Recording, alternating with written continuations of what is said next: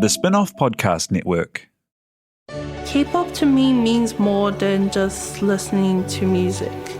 It's learning to be myself. The Spin-Off's new documentary, K-Pollies, follows 3 Pacific youth obsessed with K-pop. In a one-off documentary, see what they've found in Korean pop culture and how they bridge it with their own. When you start dressing, looking different, everyone side-eyes you. But in K-pop, they're just like, no, like celebrate yourself. Watch K-Pollies today at thespinoff.co.nz/videos. Made with the support of New Zealand On Air.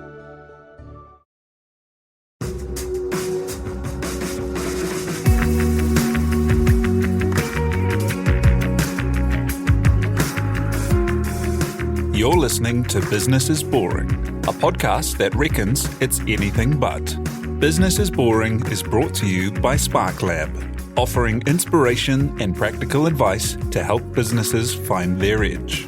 To hear more about Spark Lab, including details about the latest events, workshops, and business tools, visit sparklab.co.nz.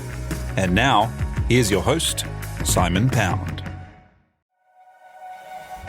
Kia ora koutou katoa and welcome to Business is Boring. Trow Group today is the head contractor for Tamaki Regeneration and the largest deconstruction business in Aotearoa, but also a product design company that designs waste out, making things like innovative social housing, furniture and emergency relief modular homes out of what would otherwise be landfill. Co-founder and CEO Saia Finau Latu is now a leader of a few hundred people across New Zealand and Tonga and the Pacific, making small sustainable businesses that can repurpose and make treasure out of items that would otherwise be trash. He left school at 14 and built his career against the odds, and he now works to ensure that there are pathways for youth to succeed in building businesses that heal people, the planet, and offer inspiration and better ways to do business. Joining us today for a great chat that we let run a little longer than usual as it was so special is Saia Finau Latu. Malo e lele, thank you for being here. Malo e lele, Simon, thank you for having me. Hey, so first up, thanks so much for being here today. Hey, so tell us about your early start. You left school really early to support your family, entering the workforce kind of around like Form 4. Hey, tell me about that decision and how that came about. Hey, first of all, I'm not encouraging any kids that leave school early, but I think back in those early days, it was very tough for Pacifica. We were back in the dawn raid days where it was tough to get jobs. So our family, we all had to work. Growing up in South Auckland, we didn't have the basic necessities, and one of them was money, basically. So we all had to work, including myself, very young. Couldn't afford to go to school. I didn't have the opportunity and luxury as most people do. But I'm grateful for that learning. Also, it taught me to stand on my own 2 feet. Somebody said to me most recently, you're an entrepreneur. I said, what is an entrepreneur? And it's like somebody thinks off their feet. I was forced to think on my feet as a very young man. I didn't, my father wasn't around. If I take it back, why did we come to New Zealand? My mum passed away. We came to New Zealand. She came to get a treatment of breast cancer, and she passed when I was 8. So I arrived probably 6 months after I arrived, and she passed. Not having that parents figure in your life is difficult.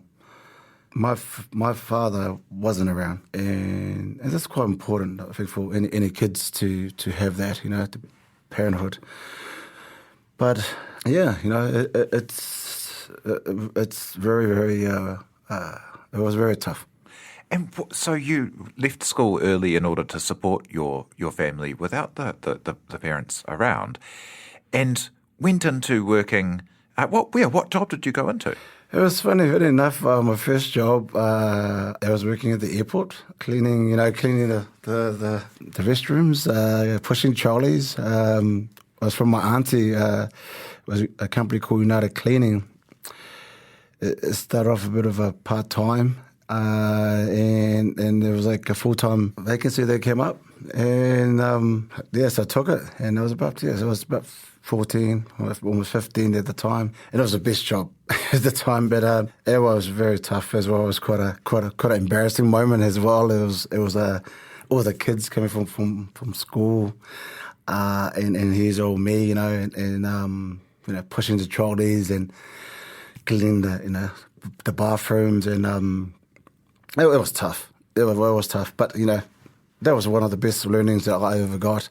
I met some great people, and one of them I'm friends with today. She's very, very powerful wahine toa at the moment, and she's very, very. She's got her own production as well, which I met her. I'm friends with today, but that was like I said, it was tough, but at the same time, it was a blessing. At the same time, what I've learned through working with my auntie. And you were saying that there've been, some real mentors along the way there. Tell us about the bodybuilding and the gym and how that led you into your first kind of entrepreneurial. When I look back, at that, bodybuilding actually saved my life.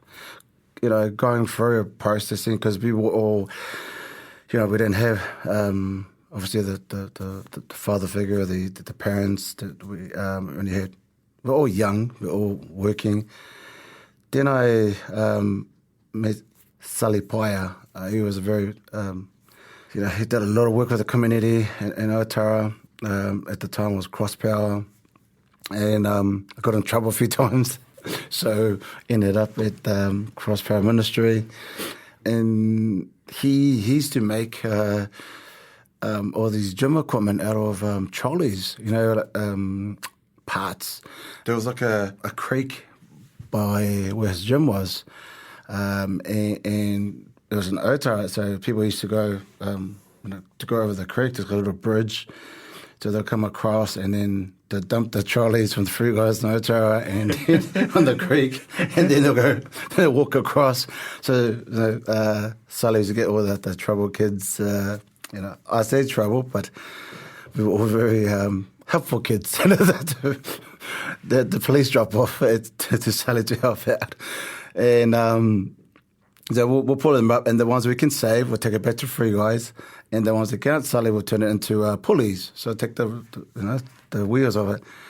So Sally we used to make gym equipment out of it. So that's how I started. So I learned to make pulleys and really started loving it, training, and that was my first introduction to bodybuilding.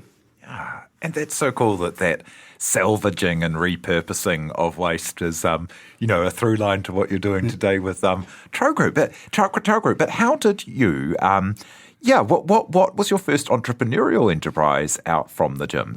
Running security, yeah? It was a funny story, that.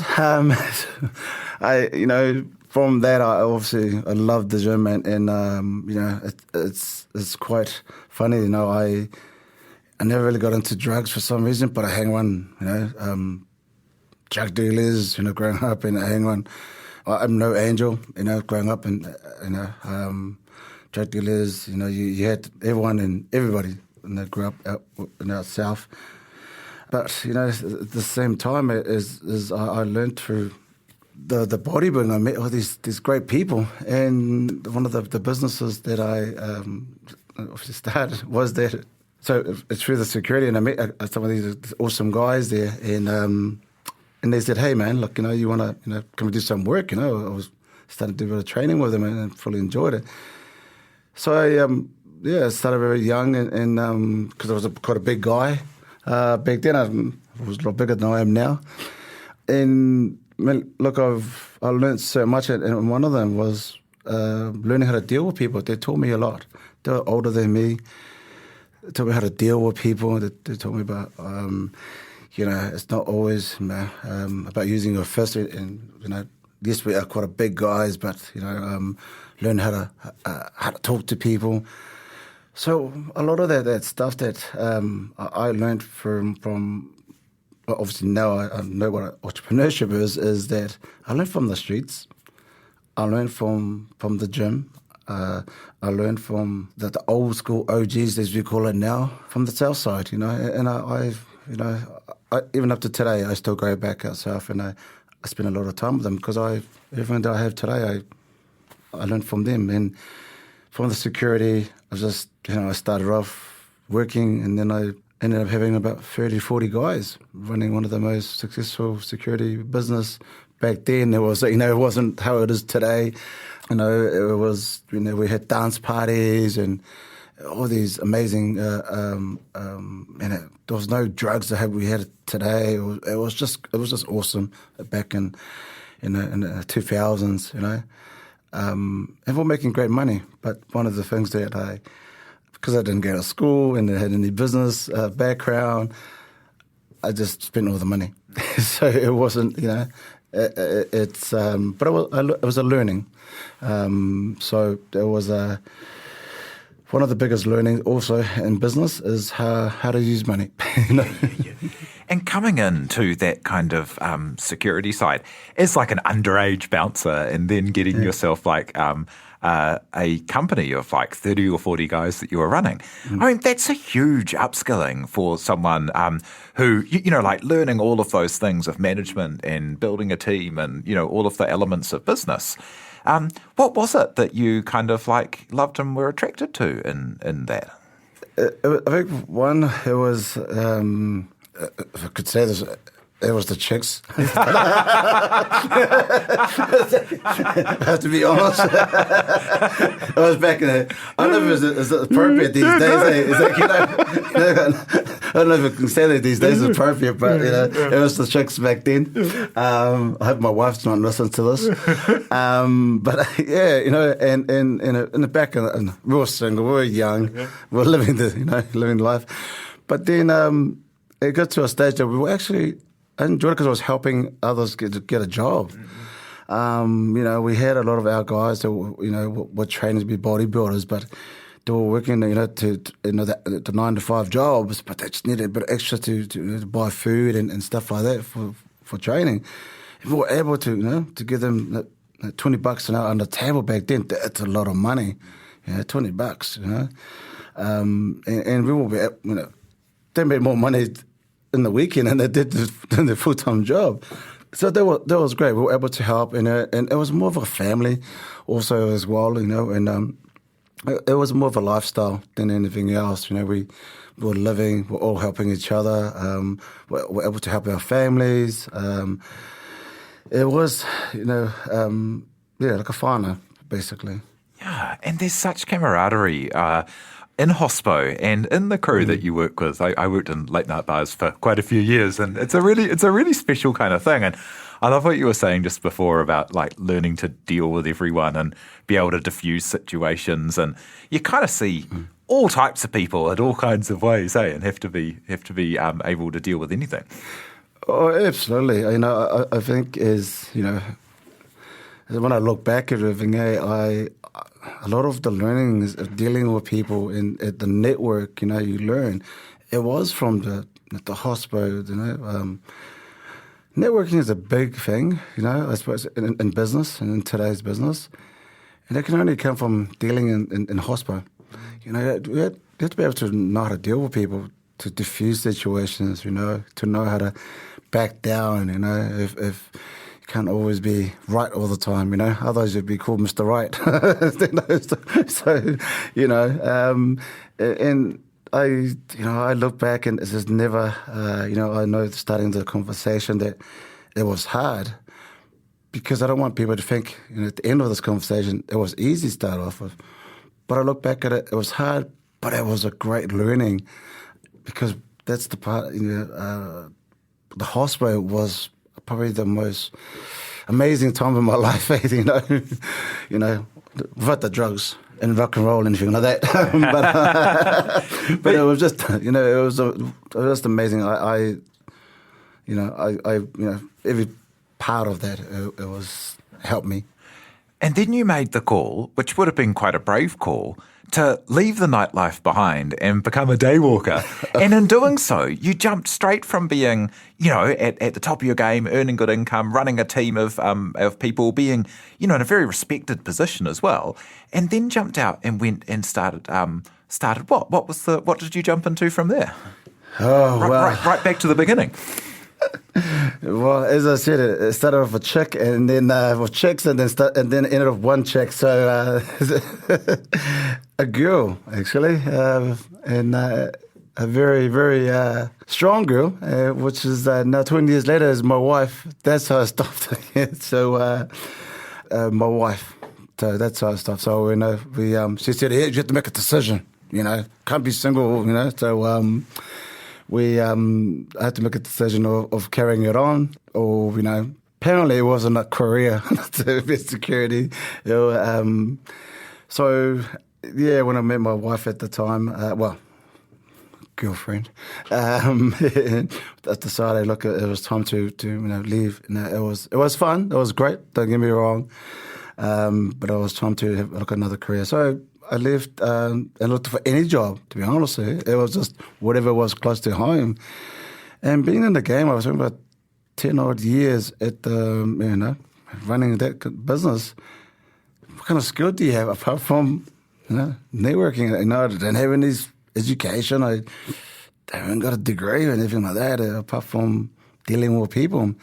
So it was very difficult to find a job. So just down the road was McEntee Hire. It was a hire place. Cleaning diggers, which is minimum wage back then. I think it started at $6-7 at the time. So I left, earning $3,000. I went to earning $7 an hour. Yeah, wow. It was tough. But to make that call and to back yourself to grow, and then how did you end up going from coming in there as a digger cleaner to then running the place? Well, I think it was just the pure determination. Like anything I've always done, I always look at the brighter and the side of things. I don't look at something and say, "Hey, look, that's a dumb thing to do." I always looked at it, and go, "Man, that's quite cool. I can actually become a great digger operator or become an awesome digger cleaner." So, and exactly that's what I did. So, and it just happened to be when I started I think about maybe 5-6 months into the job, the manager broke his leg.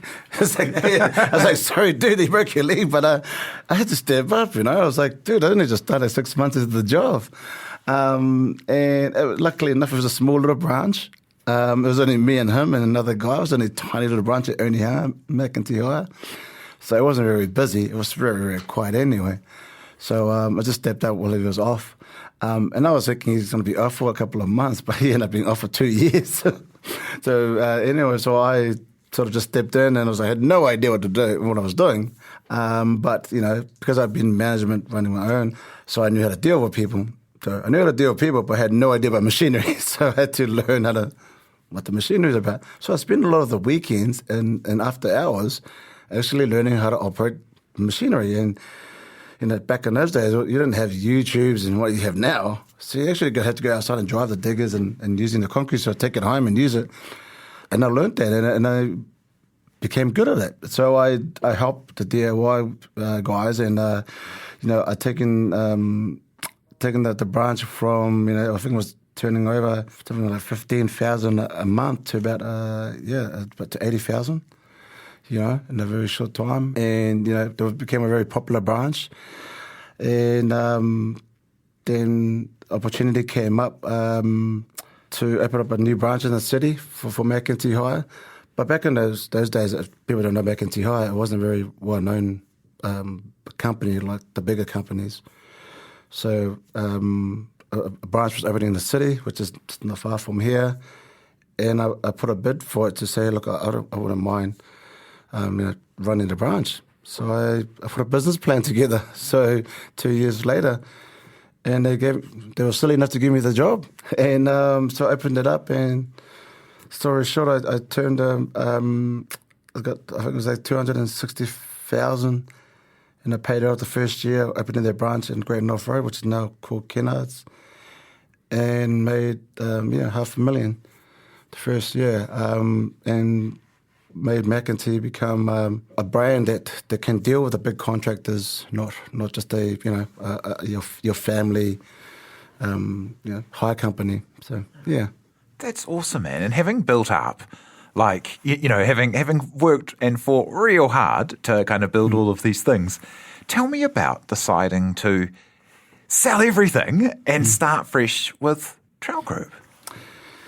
Well, it started off with Bill was selling up. So Bill McEntee was a real family man. I stayed with him for 10 years. He was a good family man, McEntee. I wanted to leave, but I wanted to make sure that he was okay. So he tried to sell the company, and I waited. I was always itching, I can't stay, in one place. Obviously, we're always thinking. But once he sold the company to now called Kennard's, I said to my wife, hey, look, I'm ready to start my own.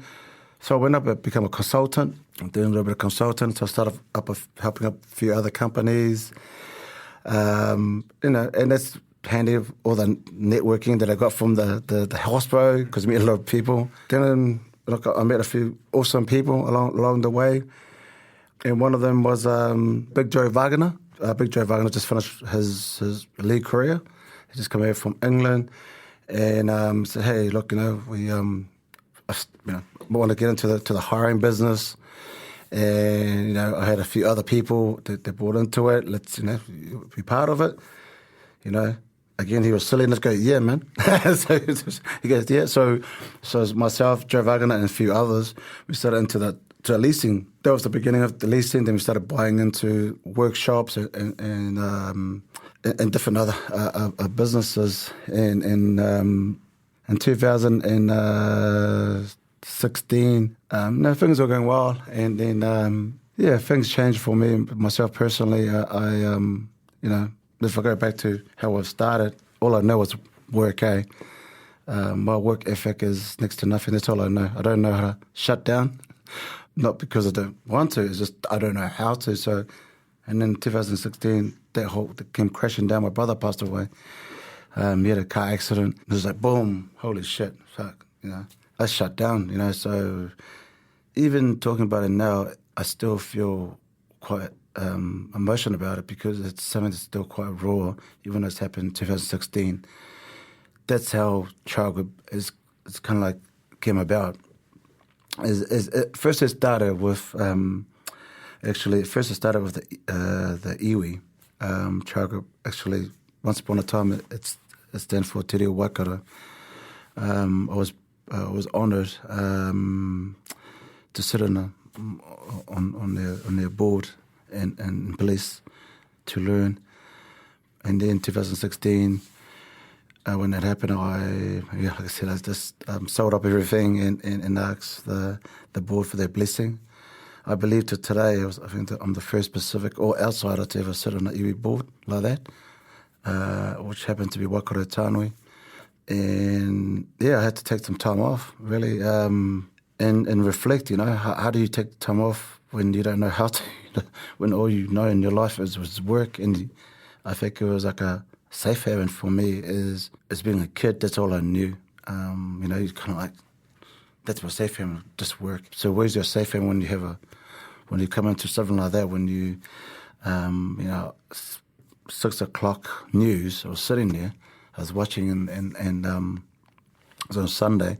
It was late, I didn't watch the news at 6, but it was late, and I was watching it because I pre-recorded. It popped up and you could see this car burning live, and the car burning, and I was going, oh shit, what a poor bastard. And then I got a phone call a couple of hours later, my brother saying, shit, that was actually my brother. That changed everything for me. So he got burnt alive. That I can say that now, but that was tough. It was very tough. But Trow Group, the whole business model changed from that, and actually the company, as it is today, is born out of healing. For myself, but also for people at the same time, I think. Yeah. And we'll be back in a moment to hear from Saia how he built Trow Group into the business it is today, giving back to people, the community and the planet.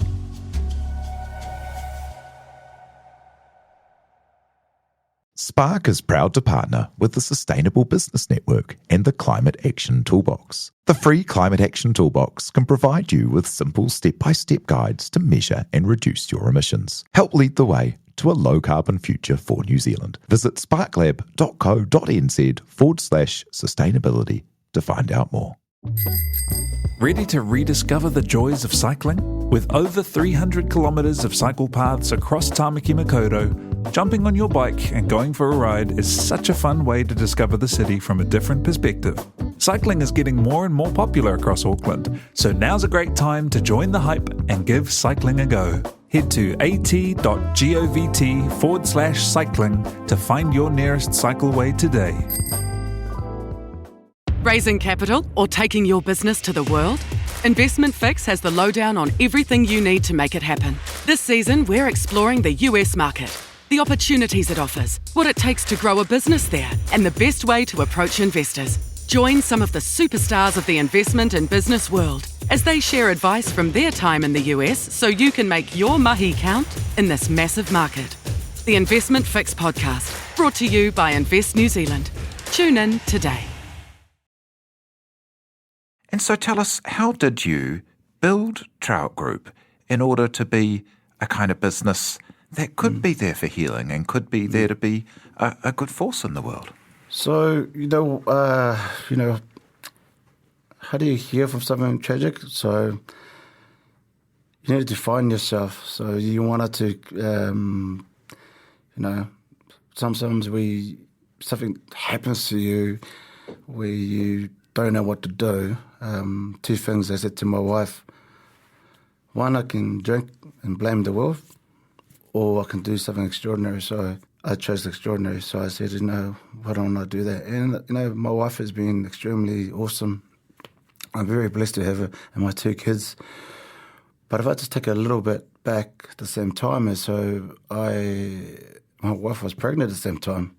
So it was a double tragedy. So my wife was pregnant with our first son. So my brother passed away, and then my wife was pregnant. So we lost our son and my brother at the same time. So it was very, very, it was a bad time.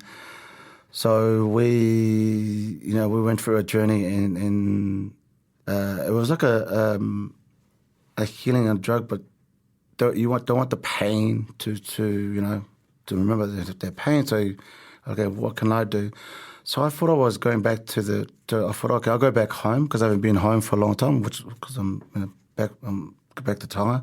So I wanted to heal, and go back and take some time off because I've never taken time off. Then I went back and I thought, okay, look, I've seen some of the problems, some of the issues that's happening.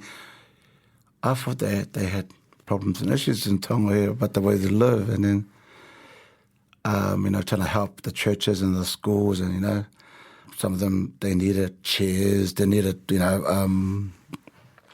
some walls were falling apart, and they needed materials. And I thought, I can do that. And, so I was putting a Band-Aid on, what I was going through. I thought I was actually helping the people. But then what I learned was they were helping me. But I wanted to do more of it because I just want to it's like a drug, you want to keep feeling good. Then I realised that you need money to do that. So it was like at your stage, you go, oh shit, I'm running out of money here. So I need to be sustainable, because I can only do so much. And it's like, okay, the freight's expensive, I came back to New Zealand and started again networking because I was in the business sector. I met some really awesome people, told them about my vision. And this is quite important, for anybody that is listening and talking about business. Business is great, but sometimes, you got to think about business is got to find the right recipe for business. One, there has to be a need for it. Yes, you got to be sustainable, but when I came back to New Zealand, I realised that, I got to be sustainable. But then I realised there was a problem also, not just in the Pacific, but there's also a problem in New Zealand. Then I realised there's a problem around the world, and it's climate change. Shit. And I didn't realize this actually happening in my own country. We're watching, the sea level rise. And then there's a problem also here in New Zealand and around the world, and we have a problem with waste. What we see waste, I saw was an opportunity to heal, myself by helping. And then I met some awesome people at Auckland Council, the waste team, the Southern Initiative, amazing. I still deal with them, talk to them every day, even up to today. How do I help not just our people and be sustainable, but help solve some of us with taxpayers? It's not just helping; it's actually we're paying for this as well. And learned that 40-50% of our landfill is from construction waste. I said, holy crap, really? I was like, it's like, but then trying to convince people it's a good way to do business by not smashing all these buildings down.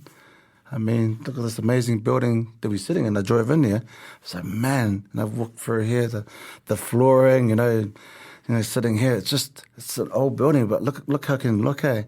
It's just amazing. What can't we design for change? It doesn't have to be brand new. So, I can help people in not just in Tonga, the Pacific. When we were in the Pacific, help the communities in New Zealand, create jobs, but then create a new economy in the deconstruction. So, in the waste sector, waste is not just rubbish you throw away, food waste, or your plastic is actually construction waste as well, which is one of the huge part. We think only it's plastic, but it's massive. And gone from a tragedy to actually landing, in the waste sector. So now Trow Group we design waste out, and that's what we do as a business. We design waste out. And what does that look like as a business? As like you say, if you've ever been on a site and seen the skips filling up with stuff and then going off, and you kind of look in, and you're like, hey, you could use some of that. And so you come to a big council or a big kaianga ora project and just bring kind of ingenuity and inventive thinking and go, how can we repurpose this waste to make things happen in Tonga or make things happen in the Pacific? Yes, so we take big buildings down. So currently, as it stands, we're the largest deconstruction company in New Zealand. We do civil works as well. We do the whole, for the likes of Kaianga Ora, Auckland Council. We're the first head contractor. Gone from tragedy to we're the first Pacific head contractor in New Zealand. So we design currently at the moment the Cyclone 4 Category 4 emergency houses for the Pacific. We've designed your 30 square metre social housing currently here also, and we're currently working with Tamaki Regeneration at the moment about their housing plus iwi, also with their papakainga as well, development. So we're not just taking out a bin and recycling that. We're actually doing it on a large scale by creating jobs for iwi and then marae development. We're in a massive scale. So coming from the Pacific and back to New Zealand. And we're also currently at the moment working with other countries as well to have a look at what that could look like in the future. What were some of the kind of turning points in getting that business to the stage it's at today? As I said before, you can, I always say this to our staff that new or people that I meet. If you go looking for money, you'll never find it because it'll never be enough. If you want $30 or $50 an hour, $100 an hour, you'll never be satisfied. Yes, we want to pay off our mortgage. Yes, we want to get shopping on the roof. But if you go looking to help somebody, everything else will fall into place. Why I said there, like my journey, I didn't go to the Pacific to look at, I look for healing myself. When you look into a business, I think we should look at a business of how can we heal, whether it's somebody or look at, how do we help? We only have one planet.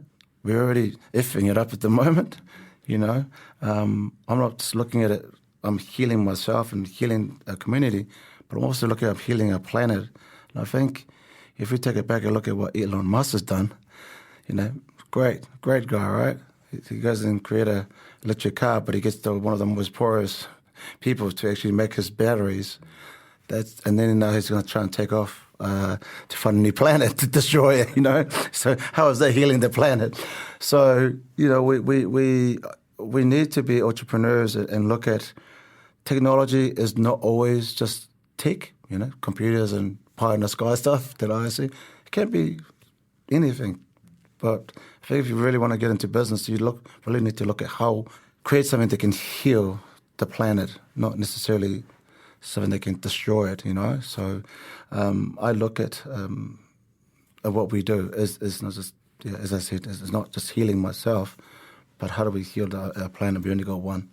Tell me about providing pathways to people into your business and, helping to provide people jobs and opportunities and the ability to see success from all kinds of, academic or qualification or backgrounds.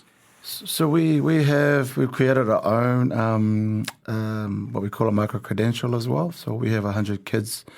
So it's just from my background, because I didn't get, so I have the Ministry of Education, which we're very grateful for. We take 100 kids that don't have whether they get an opportunity they're from the youth courts. They come through to us. No, they're the hard. They're from the 0 to 5. They don't really get the help, and I believe that's where I felt sort of into the category.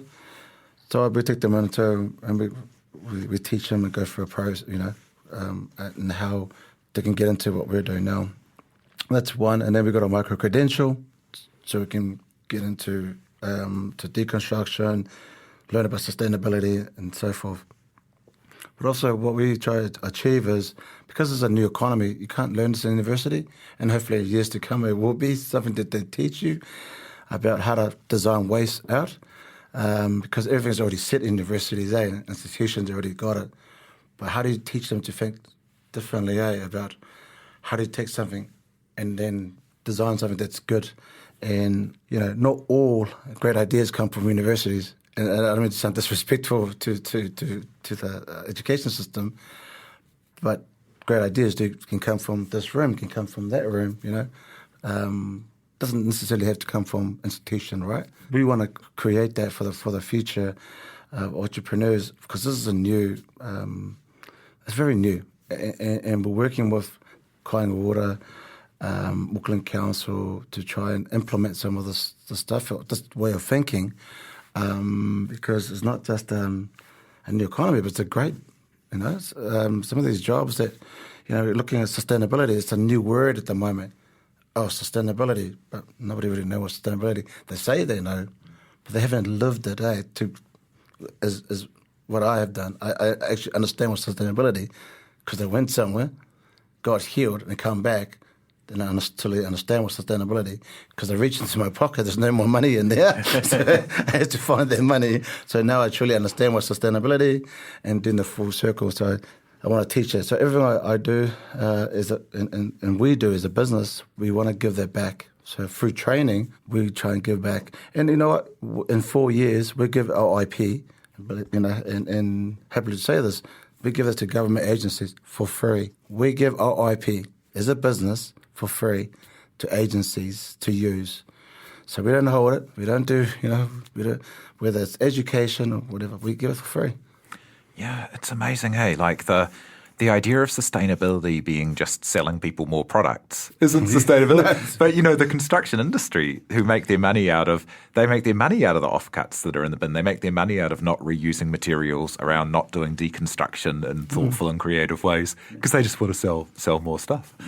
And so knowing that from the inside, what are some of the projects that you're most proud of having delivered? Yeah, some of the biggest is my if I go back to the very beginning, and I say this proudly because that helped me when I first went. 2018, it was Cyclone Kita, hit Tonga, 40% of the roof came off. Then there was a school there, it was called Queen Salote. It was named after the Queen Salote, the late Queen Salote. So there was, coming into my own, I'm Tongan, but because I was married, my wife is obviously as we call Palangi. I kind of lost my way. What I mean is I lost speaking Tongan, a little bit of the culture. I was what we call it a fake Tongan. So going back, it was like a massive learning for me. But then I met a very, very, very powerful lady. Her name was Meliana Puloka. And there was she was the president of the 24 schools, church schools, and she opened, her project was Queen Salote was destroyed, the school was destroyed. So I helped her with the school Queen Salote, rebuilding that and the other schools. But what I learned of her was faith, and I think a lot of the times that as Pacifica myself, I lost that along the way. That we grew up in the Pacific with faith and family, and we leave and we get comfortable, I suppose, and we forget where we come from. We're ocean people, we're navigators. If I go back to the beginning, I thought I was helping them, but they were actually helping me. We're actually not poor in the Pacific. We're not poor in Tonga. If you stand about 5 k's from me in Queen Street, you see almost 100 people sleeping rough. This is 25,000 Central Auckland homeless. You go and stand in Tonga, there's no. We're lucky to have one. We stand in there, But just because their houses are not built, to regulations, that means they're poor. They're not. She taught me that. She taught me a lot of things about faith and how our people are, and about having material stuff. So building that project for Queen Salote, rebuilding the school, has helped me. And I always remember that project. I've done other bigger projects, helping with iwi here in New Zealand, churches. But that project with Queen Salote is always going to be with me forever. So cool. And what are your plans next for Trow Group? And, how are you going to keep scaling this impact you're making on the people you're bringing into the business, the waste you're reducing from the system, and the inspiration you're providing? Well, I'm hoping there's some young fellas out there, if you're listening here, come and see me. You can take over the company. I don't start the company, so I can, like I said, I started through a journey. And we wanted to give back. It's not something that, I'll be happy to lie on a coconut tree and drinking a few coconuts and watching the sunset. That's what I want to do and enjoy the rest of my family, my kids. I've got a beautiful 2-year-old son that, after 5 years I've been blessed for the work that I've done, and I've got a 14-year-old daughter. So I want to enjoy that. So what I'm creating now is help heal the planet, help heal the people, do good business so that the business can be sustainable, but also teach others that you can make money, but do good business. Be a good business person, not just be a business person, be a good business person. You still can have your Ferrari, you still can have your boat, but be a good business person. I'd also think about our planet. I look at, because I started so young, I look at someone, and I don't want to sound disrespectful, some of the older business people, but they're dinosaurs and they're sitting in the yacht, alone, probably drinking whatever they're drinking, into cigars. And they what we call it now, philanthropic, very sad, Once you live and do it, I'm talking to the next generation, don't do that, Try to live it and grow and do it while you're, as a business, do as a business, heal the world, find things you can heal, not be a grumpy bastard, if I can say that, and until you're 60, 75, and you make heaps of money, you're sitting on the yacht, alone, and then try to, feel sorry for yourself, so you're going to spend all your money, trying to feel philanthropic and like, because I was such an ass, and try to make yourself feel better, To do good business, you can still have everything you have, find something that can quite healing for yourself and the planet. It is good business, and for Trow Group, we want to be able to, and I hope and touch wood, find somebody that, me and Joe, we can find people that can take this on.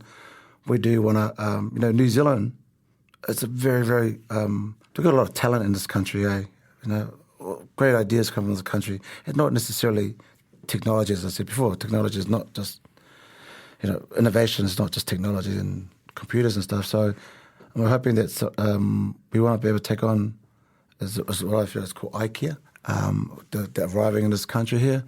We're happy for the waste. We can take them on one day, hopefully. And I know it's a big ask, but what can we produce those out of the waste? And we're currently on that path at the moment. We're designing our own inland port in the Pacific at the moment, so we can take because it's too expensive here in New Zealand. So we're creating jobs in there at the moment. But in the inland port, we can take more. We can produce smaller product that we can have. We want to be able to manufacture a lot more product design out of what we call waste. That's magic, man. Well, I can't wait to see where you take it next. And thank you so much for coming and sharing your story with us today. Thank you very much for having me, and thank you for the muffins. Thank you so much. Malabetu. So thank you to Saia Finau Latu. And if you're listening and you've got a company that's interested in designing some interesting products that turn trash into treasure, do get in touch with him at Trow Group. Thank you very much for listening, and for everyone who helps make this happen, like our producer, Jane Yu today. Do follow Business is Boring wherever you get your podcasts, and be sure to rate and leave a review if you like what we do. And keep an eye out for Going Global in your Business is Boring feed, our new podcast with NZTE. E nohora. From the Spin-Off Podcast Network, that was Business is Boring, brought to you by SparkLab. Make sure you're following Business is Boring wherever you get your podcasts. And for more information on SparkLab, visit sparklab.co.nz.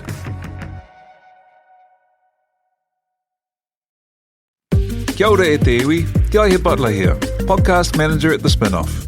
If you enjoy listening to our podcasts, consider supporting our mahi by signing up to become a Spin-Off member at thespinoff.co.nz/donate. The Spin-Off Podcast Network.